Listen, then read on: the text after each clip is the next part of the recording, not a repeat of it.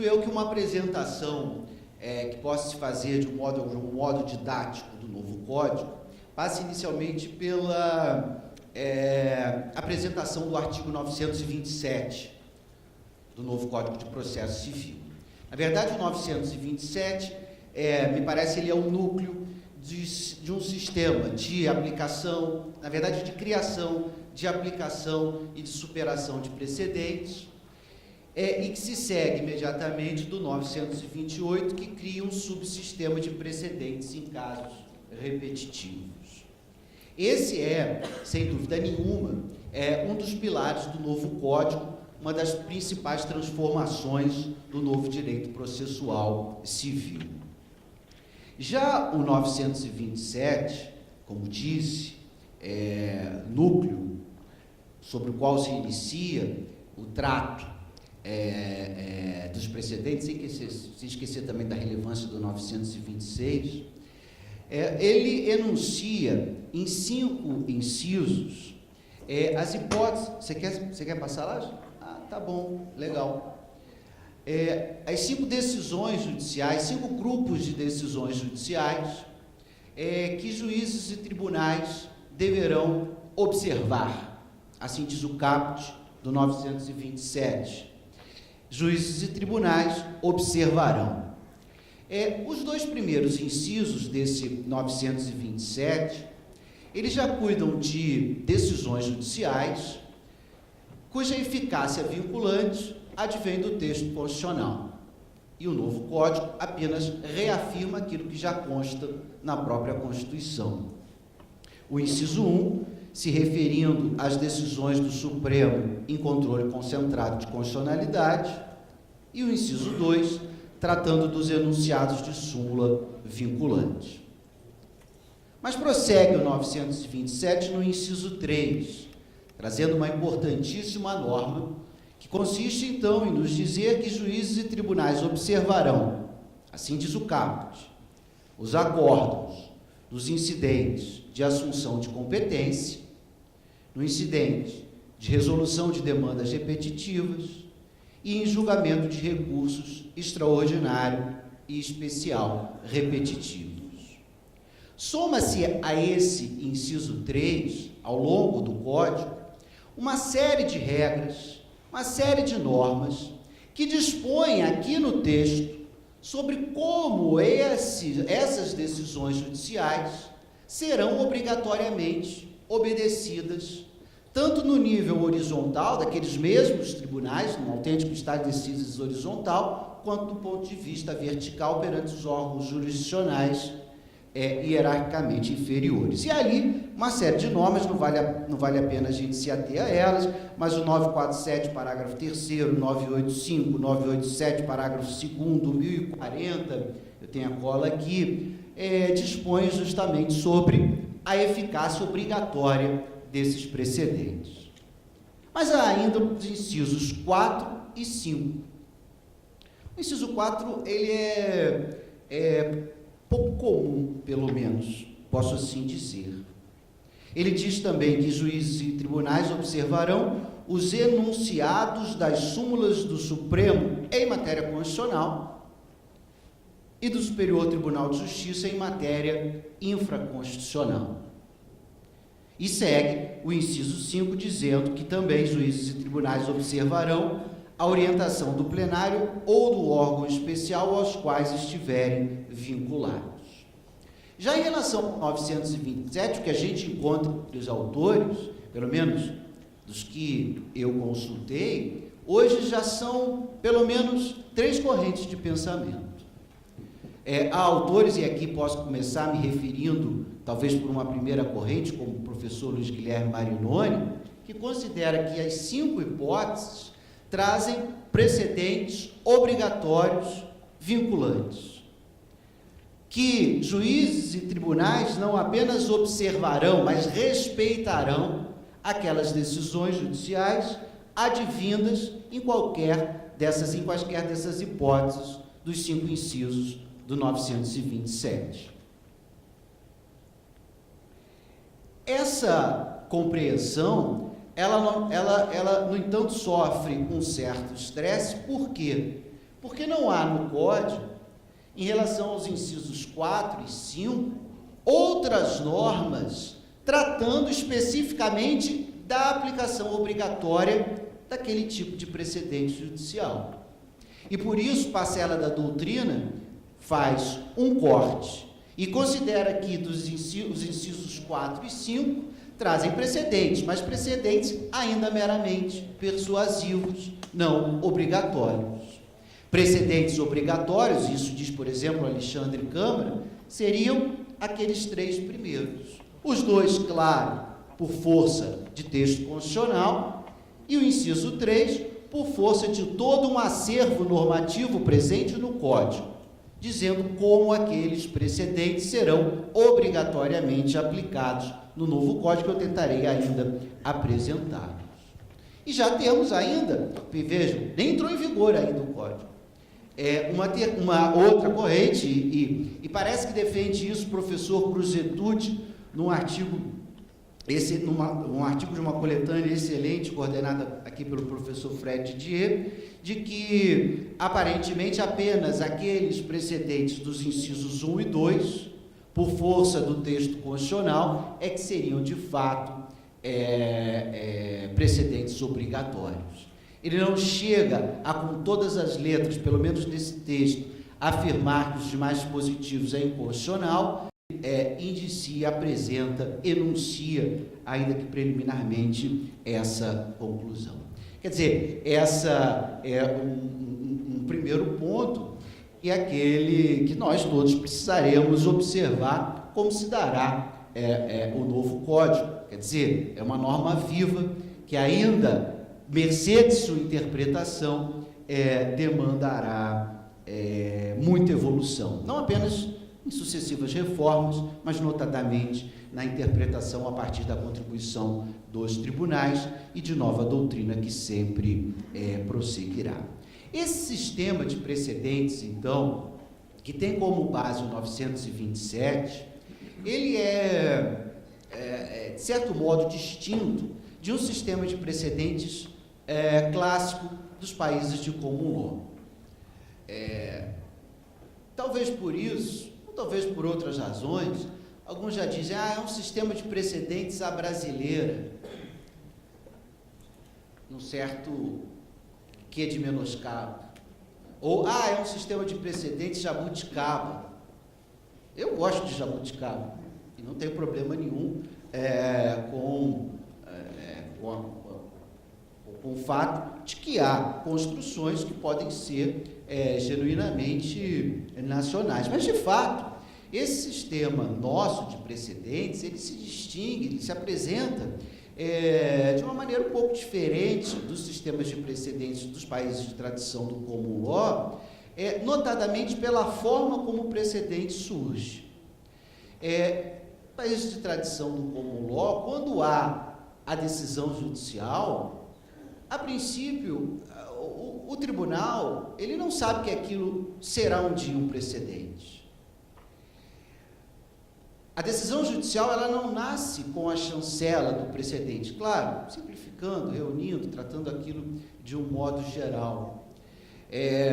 Lá no Madison versus Marbury, o juiz Marshall, ele não sabia que ele estaria ali criando um precedente de judicial review. Ele só veio a ser assim consagrado 30 anos depois, pela legitimidade dos seus fundamentos, pela capacidade de orientar decisões futuras.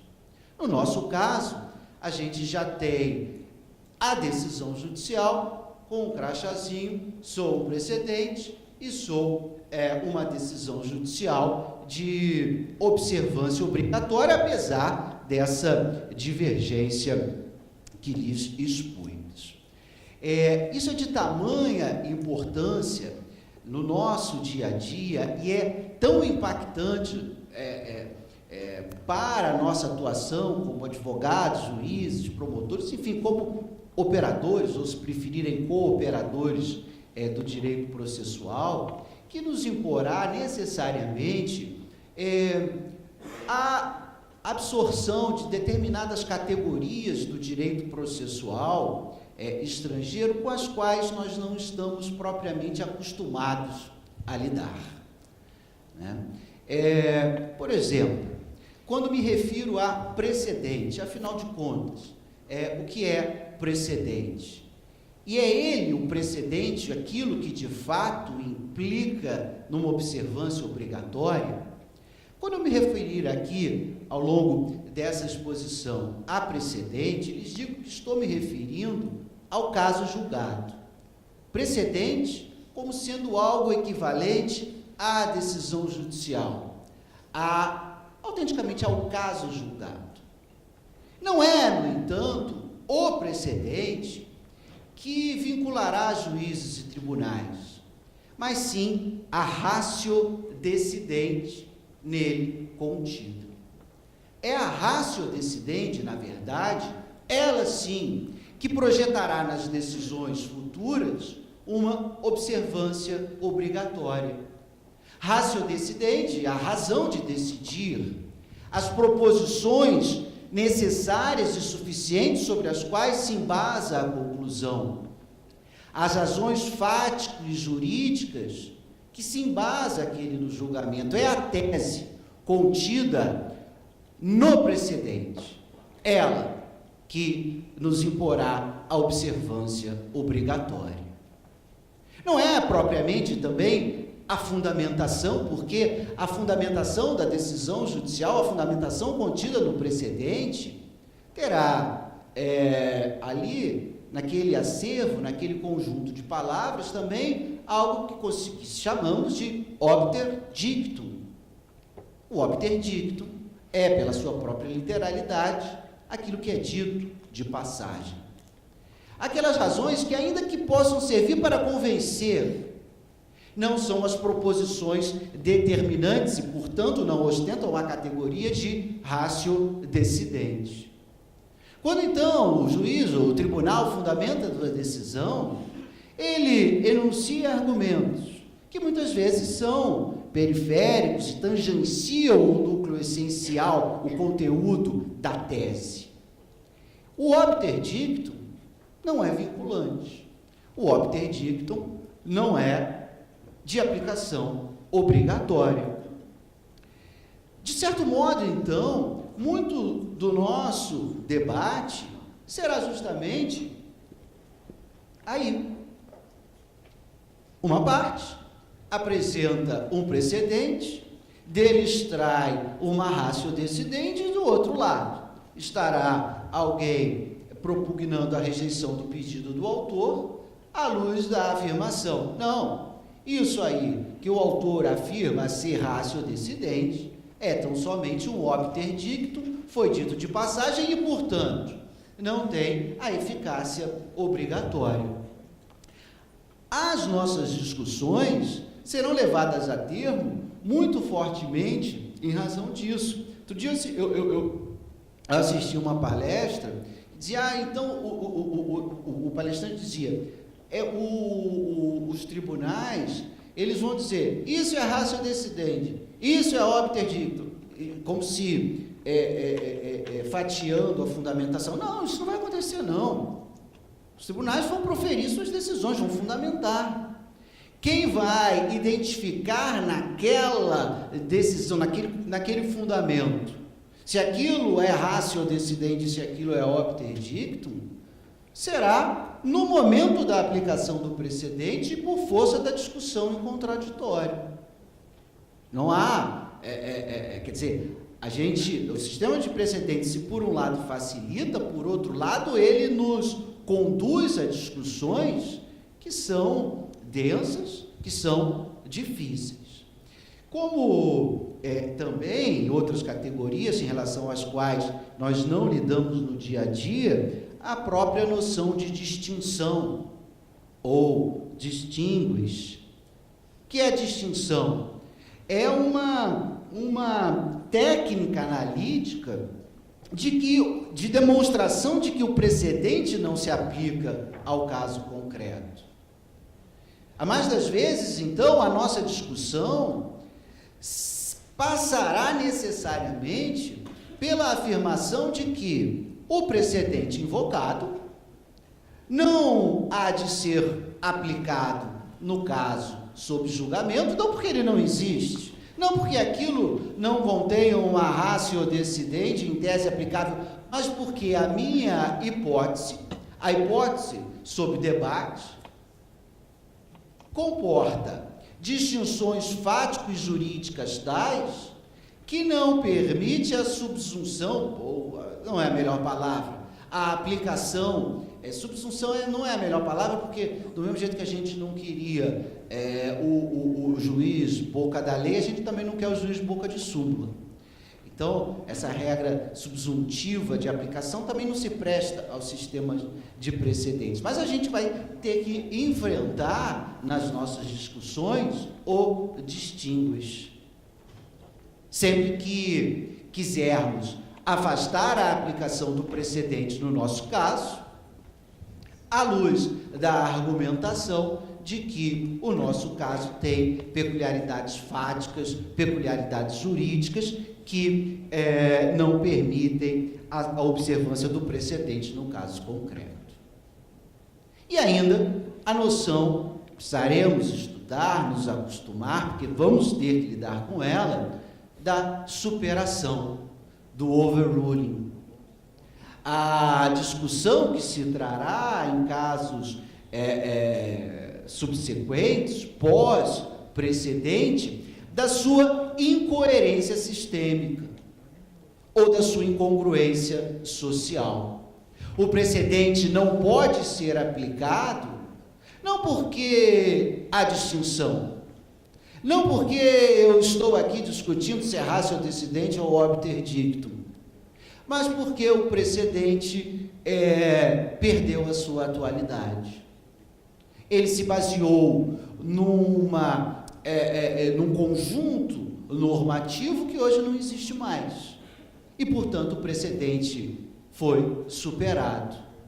Ou ele se baseou em percepções de sociedade que hoje não mais se toleram. Basta um exemplo factível e presente a todos, o quanto se alterou ao longo dos anos o próprio conceito de família. Imagine, eventualmente, quanto se alterará nos próximos 50 anos. Um precedente fundado no conceito de família em 2015, talvez não se aplique em 2055. Aliás, que família teremos em 2055? Talvez. De toda forma, isso é importante, isso impacta sobremodo também na maneira como o juiz decide. E aqui faço referência ao famoso parágrafo 1º do 489. Parágrafo 1º do 489 cuida da fundamentação das decisões judiciais. É um dispositivo muito tratado que densifica com rigor o conceito de fundamentação das decisões judiciais, equiparando até a decisão não fundamentada à decisão deficientemente fundamentada. E aqui me refiro aos incisos 5 ao inciso 5 e ao inciso 4, que justamente trata do dever de fundamentar a decisão judicial com base nessas categorias que a gente acabou de ver. O inciso 5, dizendo que não se considera fundamentada, percebam, a decisão judicial que se limitar a invocar precedente ou enunciado de súmula, sem identificar seus fundamentos determinantes, nem demonstrar que o caso sob julgamento se ajusta àqueles fundamentos.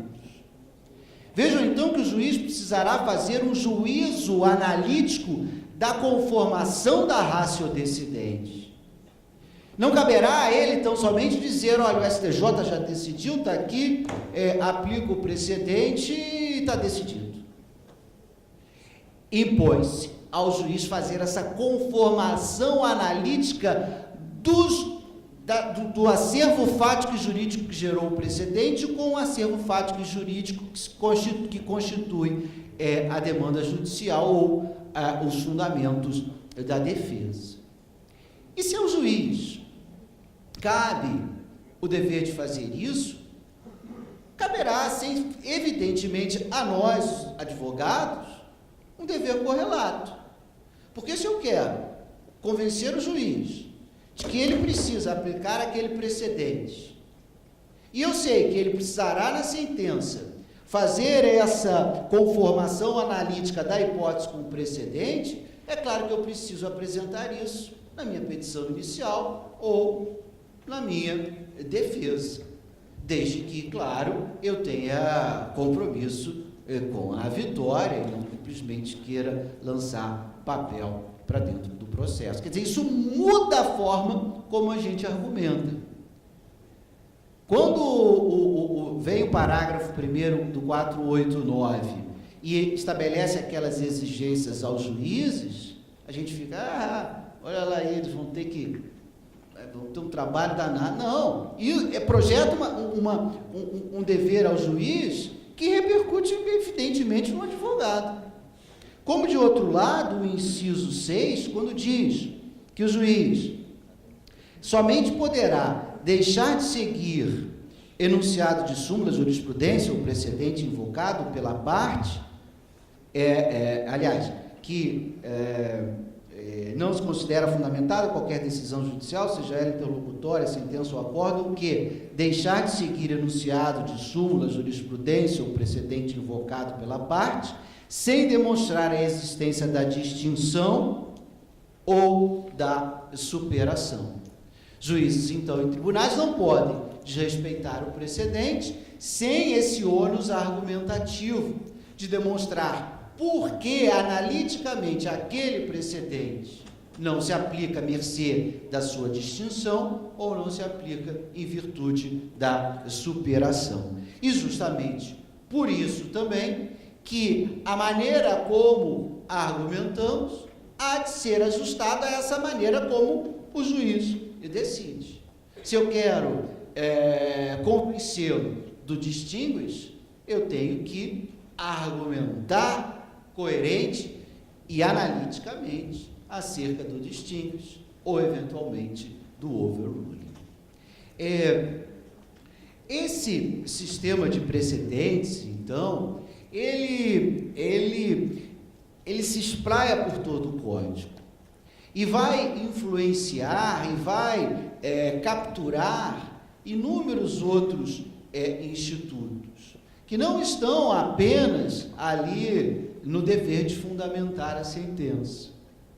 Paulo já falou que o precedente viabiliza a concessão da tutela da evidência.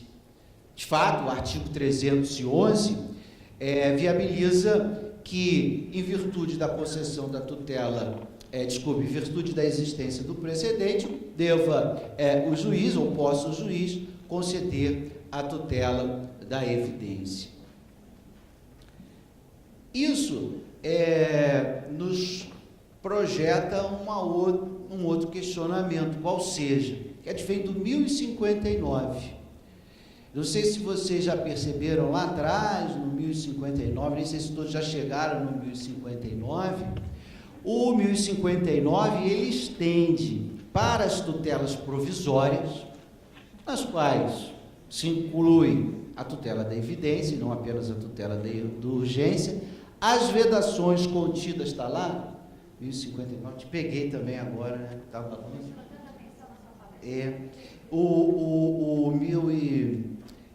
não presta muita atenção não, porque ela é especialista em precedente. Na verdade, Juliana, Paulo Mendes tem um livro importantíssimo, Coisa Julgada e Precedentes. Eu não vou nem falar daquele moço que está ali, que está me olhando, eu nem olho muito para lá.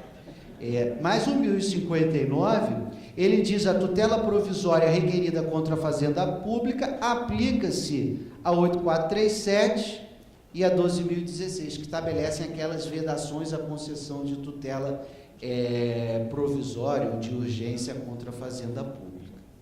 E aí o debate será que também veda a concessão da tutela da evidência contra a fazenda pública, por ser a tutela da evidência uma categoria da tutela provisória, embora esteja entre colegas procuradores da Fazenda, defenderei que não me parece nem um pouco aplicável a vedação da 8437 e da 12.016 na tutela da evidência.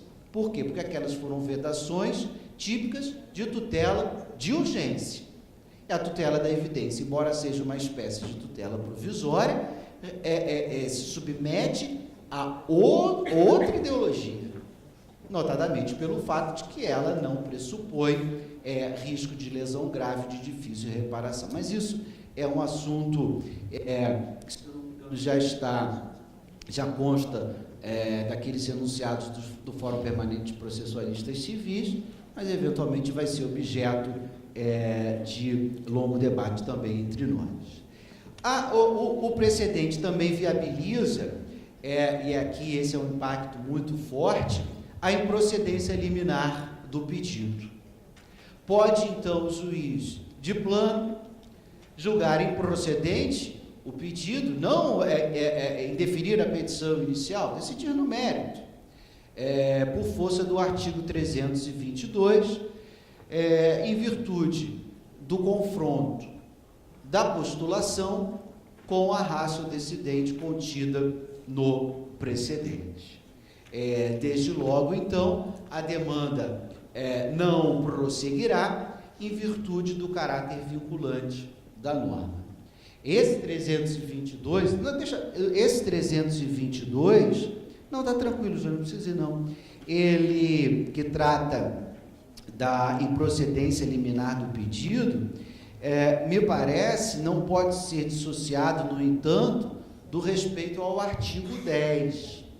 Porque o artigo 10 do novo Código veda as decisões surpresa, veda que juízes profiram decisões com base em fundamento, a respeito do qual não se tenha dado à parte a oportunidade de se manifestar. Se o autor, então, deduz uma pretensão, o juiz identifica que aquela pretensão confronta determinado precedente e, portanto, viabiliza a improcedência do liminar do pedido, ele não poderá julgar improcedente liminarmente esse pedido, rejeitando desde logo a pretensão deduzida de juízo, sem o respeito ao artigo 10, sem viabilizar, não que para o réu, que sequer fora citado ainda, mas sem viabilizar que o autor se manifeste sobre a aplicabilidade ou não daquele precedente. A sistemática de precedentes também viabiliza, e assim, seria até mesmo intuitivo, a rejeição monocrática do recurso. Me refiro aqui ao 932, inciso 4, ao 932, inciso 4, como também o próprio acolhimento do recurso. Desde que o juiz, então, descumpra o precedente, ou distinga, ou considere superado, teremos, então, claro, a viabilidade de impugnar aquela decisão judicial pelos recursos em tese cabíveis. O confronto do precedente com a hipótese recursal viabiliza o julgamento monocrático do recurso, seja para julgá-lo improcedente, seja para, após as contrarrazões, sempre com contraditório prévio, gerar o seu acolhimento. Além disso, repercute também o sistema de precedentes no trato da própria reclamação.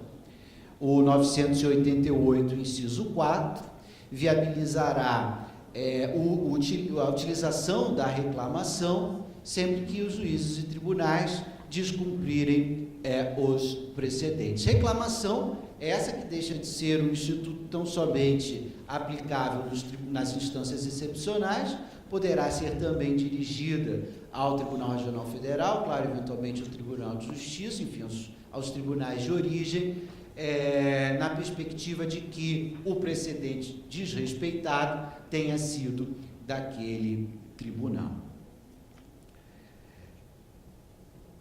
Quer dizer, um novo sistema.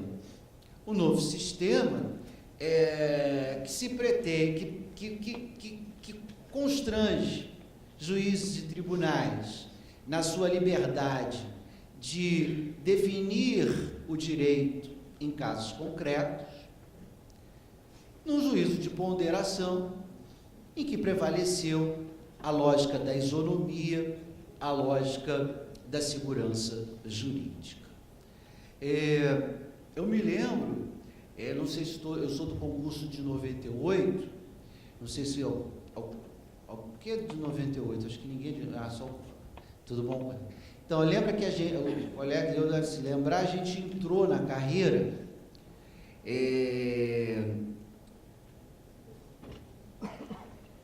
poucos meses depois de uma ação coletiva do Simprofaz das férias de 60 dias. Né? Aí veja o que aconteceu. A gente entrou na carreira poucos dias depois e perdemos esse direito fundamental às férias de 60 dias, por força de uma intolerante medida provisória.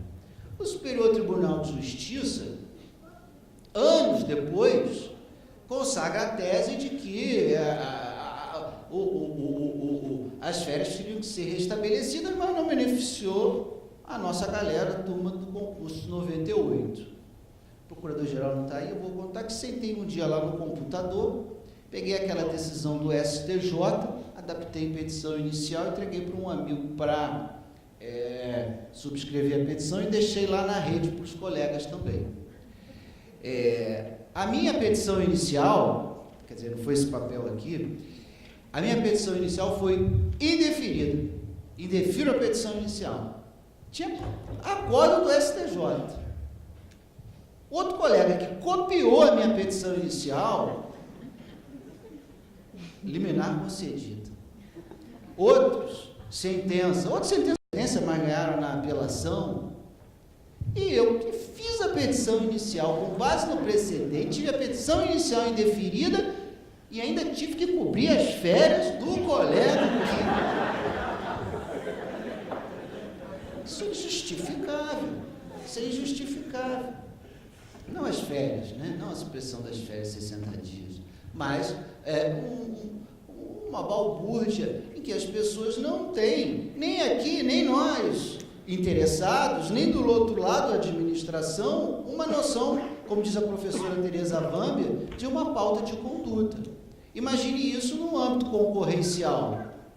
Eu sou o mega mate, vendo mate, pãozinho de queijo, pago COFINS, o rei do mate ali do outro lado, vende mate, pão de queijo também borrachudo, igualmente borrachudo, e não se submete à mesma exação.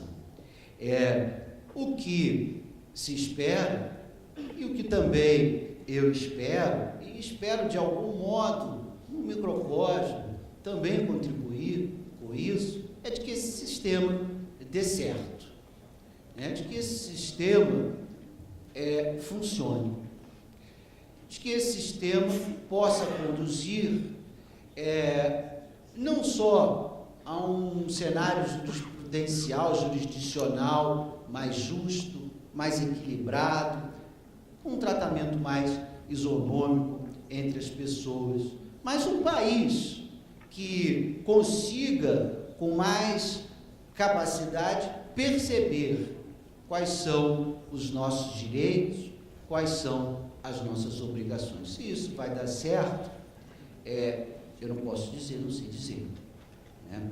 Mas, talvez, como diz o poeta, a melhor maneira de se prever o futuro seja realmente criar o futuro. Eu acho que o futuro da jurisdição brasileira estará, a partir de março do ano que vem, apto a ser construído por todos nós. Eu agradeço mais uma vez o convite, agradeço a paciência com que todos me ouviram, agradeço a Juliana por ter me auxiliado aí na apresentação e digo que estou inteiramente à disposição para dizer que não sei responder as perguntas que certamente me constrangeram muito. Obrigado, Arthur.